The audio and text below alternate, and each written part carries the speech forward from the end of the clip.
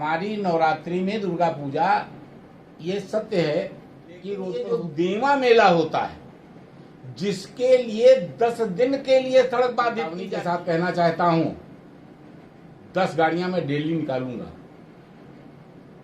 अगर ये रास्ता बाधित किया गया तो। फिर चाहे वो कानून व्यवस्था की बात हो या आदेशों के पालन की बात हो, सूबे के मुखिया यानी कि योगी आदित्यनाथ के बारे में कौन नहीं जानता है। जो भी आदेश वह जारी करते हैं उसका फॉलो अप करवाने में वो अधिकारियों को लगा देते हैं और अपने मातहतों को लगातार निर्देश देते हैं और उस आदेश का अनुपालन सुनिश्चित कराने में वह पूरा प्रयास करते हैं। लेकिन सीएम योगी का जारी किया हुआ आदेश अब उन्हीं के लिए कहीं ना कहीं अग्नि परीक्षा साबित होने जा रहा है। क्यों साबित होने जा रहा है हम आपको बताएंगे। द कैमरा 1999 पर जुड़े रहिए हमारे साथ, चैनल को सब्सक्राइब कर लीजिए और देखते रहिए द कैमरा 1999।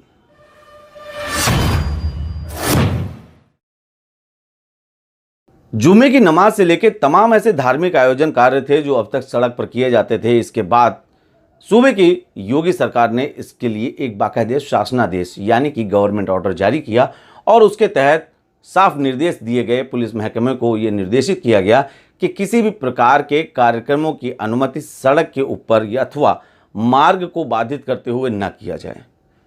यह आदेश का अनुपालन कराया गया, लेकिन अब यही आदेश कहीं ना कहीं सीएम योगी के लिए अग्नि परीक्षा बनते जा रहा है। क्यों बनते जा रहा है उसका कारण भी भाजपा के ही एक नेता हैं। उन भाजपा के नेता ने इस बिंदु पर सवाल उठाए हैं। सवाल क्या उठाए हैं कि जो भी धार्मिक आयोजन होते हैं वो सड़क पर क्यों होते हैं। बात करें अगर तो वर्तमान समय में बाराबंकी की अगर हम बात करते हैं तो बाराबंकी में रणजीत बहादुर श्रीवास्तव को समस्या देवा मेला से है। देवा मेला जो यहाँ का स्थानीय एक मेला है और काफ़ी दूर दराज से लोग यहाँ पर आते हैं। रणजीत बहादुर श्रीवास्तव का कहना है कि अगर यहाँ पर मेला हुआ और रोड बाधित की गई तो वह 10 दिन लगातार अपनी गाड़ी उसी रोड पर निकालेंगे। देखिए, जो भी त्योहार की बात मत करिए, हमारी नवरात्रि में दुर्गा पूजा ये सत्य है कि रोड पर होती है, लेकिन हम लोग रास्ते छोड़ करके कर लेते हैं। दशहरा मेला भी हमारा होता है, लेकिन ये जो देवा मेला होता है जिसके लिए 10 दिन के लिए सड़क बाधित की जाती है, इस पर पाबंदी लगनी चाहिए कि नहीं लगनी चाहिए। इसके बाद ये सफर का मेला उठ करके फतेहपुर में जाता है, इस पर पाबंदी लगनी चाहिए कि नहीं लगनी चाहिए। ये जो उर्स होते हैं रोड के किनारे, सारी मजारे, अरे ये तो सड़क पर रहने वाले लोग ही हैं। आप पीरवटावन में चले जाइए, आधा पीरवटावन तो सड़क पर सोता है। ये सड़क पर रहने वाले लोगों के लिए हमारे महाराज जी ने कहा है। हमारे यहाँ तो उन्होंने कुंभ कराया है, कांवड़ियों पर पुष्प वर्षा कराई है, अभी हमारी सारी शोभा यात्राएं निकाली हैं।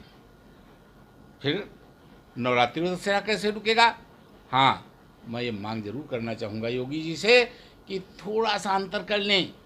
समाजवादी पार्टी ने कब्रिस्तान की बाउंड्री बनाने में भेदभाव किया, लड़कियों को अनुदान देने में भेदभाव किया, मदरसों के लिए भेदभाव किया।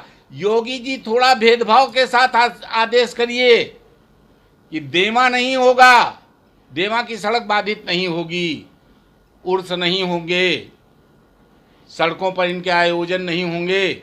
लेकिन एक वैकल्पिक मार्ग की व्यवस्था तो की जाती है देवा के लिए, नहर से उसमें भैंसे बांध देते, गधा ला के बांध देते आकर के, यही वैकल्पिक व्यवस्था है। और 10 दिन के लिए।